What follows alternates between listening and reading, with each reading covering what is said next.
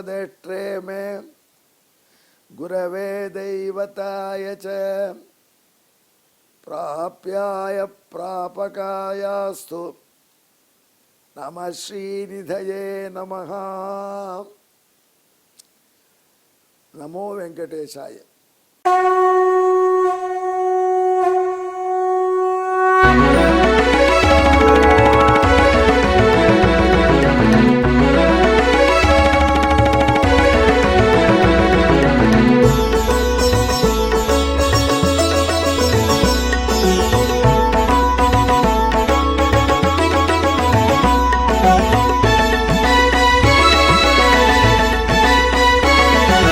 सहस्रनामं सहस्रनामं श्रीवेङ्कटेश सहस्रनामं सहस्रनामं सहस्रनामं श्रीवेङ्कटेश सहस्रनामं।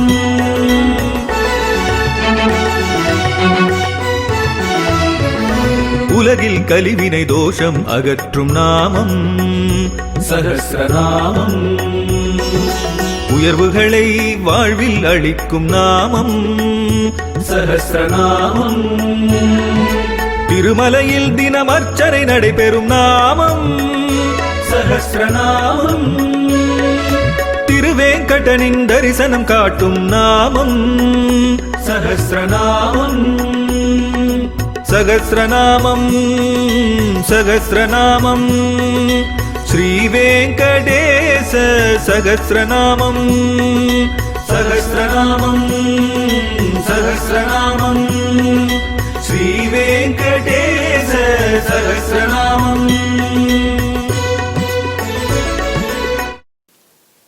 பரசுராமாழ்வானாக பரமன் அவதரித்த லீலையிலே ஈடுபட்டு அந்த அவதாரத்தின் தொடர்பாக சிலர் திருநாமங்களை திருவேங்கடமுடையானுக்கு சூட்டி அதை வசிஷ்டருக்கு உபதேசம் பண்ணுகிறார் நாரதர் என்று பார்த்தோம்.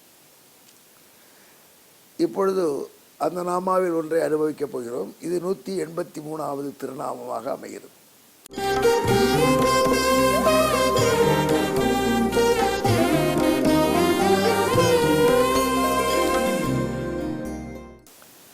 ஸ்ரீ வெங்கடேச சஹஸ்ரநாமத்திலே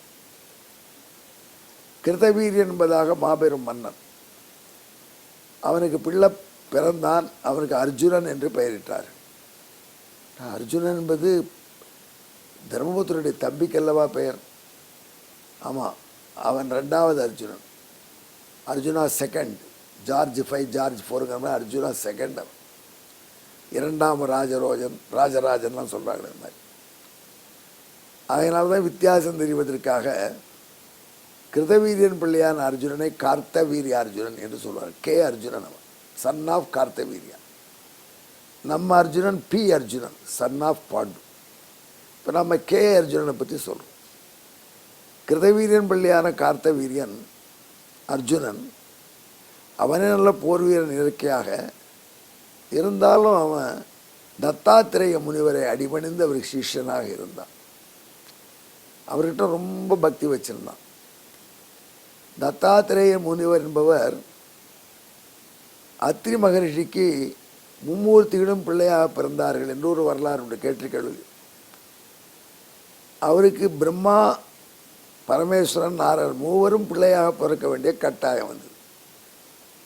அதை பற்றி இன்னொரு நாளைக்கு சொல்லுவோம். அந்த 3 பேரில் பரமசிவனுடைய அம்சமாக பிறந்தவர் துர்வாச மகரிஷி. பிரம்மாவின் அம்சம் ஆக பிறந்து தீபதியாக சந்திரன் இருந்தான். நாராயணன் அம்சமாக அவருக்கு தத்தன் என்கிற முனிவர் பிள்ளையாக பிறந்தார். அனசூயாதேவிக்கு அத்திரிக்கும் நாராயணனே பிள்ளையாக தத்தன் என்கிற திருநாமத்தோடு பிறந்தார். இந்த கிருதவீரியன் அந்த தத்தருக்கு அவ்வளோ பணிவிட செஞ்சான். கிருதவீரியன் நாட்டுக்கு பக்கத்தில் தான் அவர் ராஜ்யம். கிருதவீரியன் பிள்ளையான நம்ம அர்ஜுனன், கே அர்ஜுனன், அவரும் தத்தருக்கு ஏகப்பட்ட பணிவிட செஞ்சான். அதனால் திருப்தி அடைந்த தத்தர், உனக்கு என்ன வரம் வேணும் கேளு, தரேன். எவ்வளோ வரம் தருவீர்கள்னு கேட்டான். எவ்வளோ வேணாலும் கேளு, சரிப்பா 3 வச்சுக்கோ, ஏன் அப்பர் லிமிட்னு சொன்னார். முதல்வர் அவன் கேட்டான், மகரிஷி, என் நாட்டு மக்களில் யாராவது ஒரு திருட்டுத்தனம் செய்யணும், தப்பு செய்யணும், அது ஒரு மூதாட்டி போகிறாங்க, அந்த மூதாட்டியுடைய கழுத்தில் உள்ள சங்கிலியை உடனே ஸ்நாட்ச் பண்ணணும் அப்படின்னு ஒருத்தர் திட்டம் தீடுறார். ஒரு இளைஞர் அப்படி திட்டம் தீட்டும்போது எதிர்க்க நான் நிற்கணும், கையில் வில்லும் கையுமா, டேய் என்ன சரித்து திட்டம் தீட்டுறேன்னு. அப்படி போலீஸ் இருந்தால் அவ்வளோ நல்லா இருக்கும். எல்லாம் போன பிற்பாடு போலீஸ் ஒரே மணித்தில் பிடிச்சாங்கன்னு பெருமையாக சொல்லிக்கிறோம். அரசு அதை முன்னையே திட்டம் சதித்திட்டம் தீட்டும் பொழுதே தகர்த்தால் இவ்வளோ வல்லமை பெற்ற அரசார். அந்த மாதிரி நான் இருக்கணும்னு வர வாங்கினான். அதனால் அவன் நாட்டில் திருட்டே கிடையாது. அகாரிய சிந்தா சமகாலமேவ பிராதுர்பவன் சாபதர புரஸ்தாத் என்று மகாகவி காளிதாசன் சொல்கிறான் அவனை பற்றி. ஒருவர் தப்பு செய்யணும்னு திட்டமிட்டாலே அவரை கொலை செய்யலாமா அப்படின்னு ஒருத்தன் திட்டமிட்டால் எதிர்க்க வில்லும் அம்புமாக கார்த்தவீரியார்ஜுனன் மன்னன் நிற்பானான். உன்னை அரெஸ்ட் பண்ணி போட்டுருவேன், ஜாக்கிரதை, சதித்திட்டம் தீட்டாதே. அப்படி நாட்டிலே திருட்டே இல்லாமல் ஆண்டான் அர்ஜுனன், கே அர்ஜுனன், கார்த்தவீரியார்ஜுனன். அடுத்தபடி இன்னொரு வரம் கேட்டான், எப்படி எதிரிகள் நம்ம நாட்டை படையெடுக்காமல் இருப்பாங்களா? எதிரிகள் போரிட்டார்கள், போரிட வந்தார்கள் ஆகில் நான் என்னுடைய சைன்யத்தை கூட எதிர்பார்க்கக்கூடாது, எனக்கே போர்க்களத்திலே 1000 கைகள் வர வேண்டும். 1000 கைகள் இருந்தால் நான் ஒண்டியே போரிட்டு சிலரை வருத்திடலாம். ததாஸ்தூர்ட்டார். 2வது வரம் ஆயிடுச்சு. 3வது வரம் என்ன வேணும்னு கேட்டார். இது 2 செல்ஃப்லெஸ்ஸாக வரம் கேட்டிருக்கான் பாருங்க. நாட்டிலே திருடர்கள் யாரும் இருந்தாலும் உடனே அவர்கள் முன்னாடி நான் நிற்கணும். அவர்கள் திட்டம் தீட்டும் பொழுது போர்க்களத்திலே நாட்டை பாதுகாக்கக்கூடிய எனக்கு 1000 கைகள் வரணும். 3வது வரம் கேட்டான், நான் மன்னன், நான் ஆஸ்பத்திரியில் சாகக்கூடாது. அந்த காலத்தில் அது ரொம்ப முக்கியம். ஆஸ்பத்திரியில் சத்தாங்களான்னு மரியாதை கிடையாது. அதே ஆஸ்பத்திரியில் போய் மாட்டாருன்னு கேட்பாங்க. இப்போ அது ரொம்ப சகஜமான விஷயம் வச்சுங்க. அந்த வீட்டிலையும் நான் வெறுமை படுக்கையில் படுத்து சாகக்கூடாது. வயதான முதிரெல்லாம் அந்தணர்களுக்கெல்லாம் ஓகே. நான் போர் வீரன், போர்க்களத்திலே மாள வேண்டும், வீர சொர்க்கம் கிடைக்கும் நம்பினார்கள். ஆனால் அந்த போர்க்களத்தில் வீழ்த்துவோன் நீயாகவே இருக்க வேண்டும். நான் வேற யாருக்கும் தோற்று போகக்கூடாது தத்தரேன்னா. எப்படி வரம் கேளுங்க. இவன் கடைசியிலே குருவே அடிக்கணும் வரம் கேட்டான். தத்தர் அப்படியே ஆகட்டும் விட்டார். தத்தரும் திருமால், பரசுராமனும் திருமால். அதனால் பரசுராமனா கார்த்தவீரியனை அழிக்க போகிறார் திருமால். இந்த புராண கதைகள்லாம் பார்க்கும் பொழுது அதிலே உள்ள பின்னணியினுடைய அந்த மாயங்கள் ஒன்னோடு பிணைந்து போகிறது அதிசயமாக இருக்கும். அதான் அதில் ரசிக்க வேண்டிய விஷயம். இது எந்த வருஷம் நடந்தது, கிபி 300 400ங்கிற ஆராய்ச்சியை விட வசதி. அப்போது போர்க்களத்தில் நீதான் என்னை கொல்ல வேணும்னு வர வாங்கினான். இப்போ கடைசியில் அவனுக்கு நல்ல மன்னன்னு பேராயிடுச்சு. நாடு செழிப்பார், திருட்டில்லை. அதனால் அவனுக்கு ஆணவம் வர தொடங்கிது. இந்த ஆணவம் தான் நம்ம அழிப்பது. அதனால் அவன் என்ன பண்ணினான், நம்மை கேட்பார் யாரும் இல்லை என்று எண்ணினான். காட்டுக்கு வேட்டைக்கு போனான். ஜமதக்னியினுடைய ஆசிரமத்துக்கிட்ட போனான். தன்னுடைய சைன்யத்தோட வேட்டையாட வந்திருக்கான். ஜமதக்னி பகவான் விருந்துக்கு கூப்பிட்டார். மன்னன் சொன்னான், நான் ஒண்டியாக சாப்பிட வந்திருக்கேன், என் கூட எவ்வளோ படை வந்திருக்கு, அத்தனை பேருக்கும் முனிவர் சாதம் போட முடியுமா, தங்கள் அருளே போரும்னு நல்ல இடத்தோடு சொன்னான். ஆனால் பாருங்கள் விதி எப்படி சரி செய்யுது. ஜமதக்னி முனிவர் அப்படிலாம் என்னை பற்றி தப்பாக நினைக்காத, ஒரு படைக்கு முழுக்க நான் சோறு போடுறேன்ட்டு வியந்து போனான் மன்னன். சரின்னா எல்லாம் வந்துட்டா எல்லாரையும் ஆசிரமத்து வாசலில் ஓப்பன்களோட உட்கார சொல்லிட்டான்.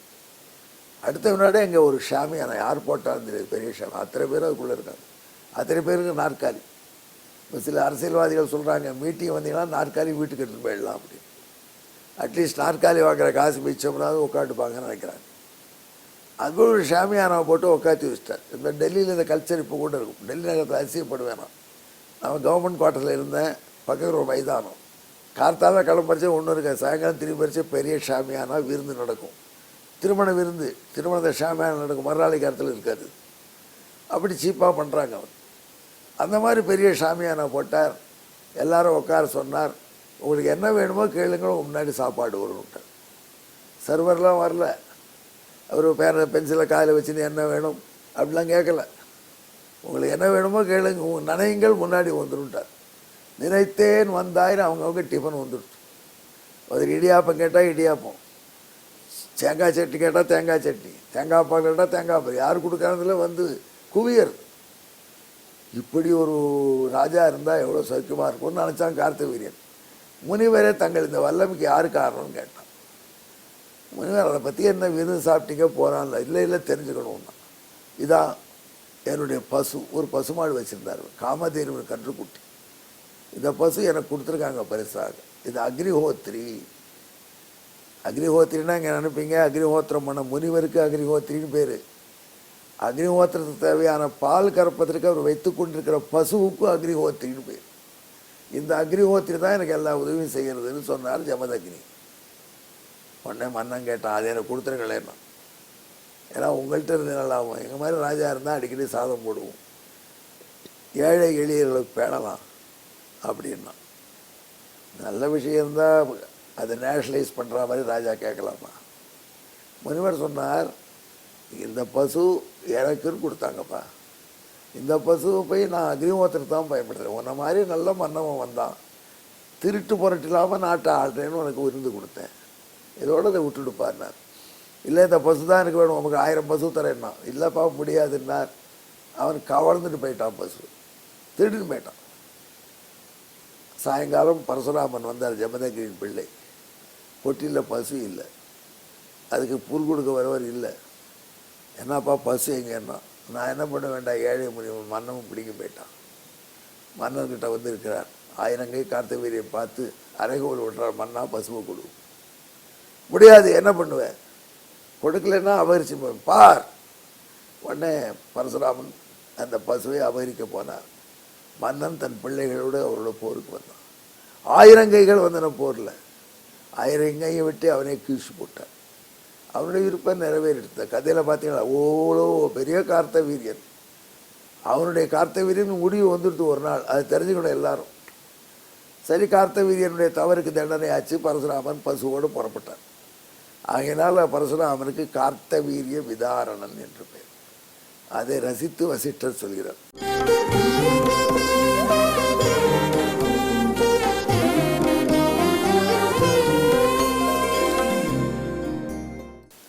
கார்த்தவீரிய விதாரணாய நமஹ. தாதபாதஸ்ய அக்னிஹோத்ரியாக தஸ்கரஸ்ய விதாரணம் குர்வன் கிருதவீரசுதே கார்த்தவீரிய விதாரணகா என்று இதுக்கு வாய்ப்பாட்டான ஸ்லோகம். இது எம்பெருமானுடைய பரசுராமதாரத்தின் பெருமை எப்படி காட்டுறது பாருங்கள்.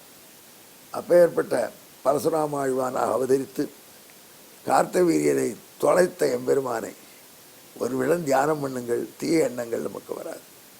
ஆகையினால திருவேங்கடமுடையான் திருமேனியை தியானம் பண்ணி ஜெபிப்போம். கார்த்தவீரிய விதாரணாய நமஹ. நமோ வெங்கடேசாய.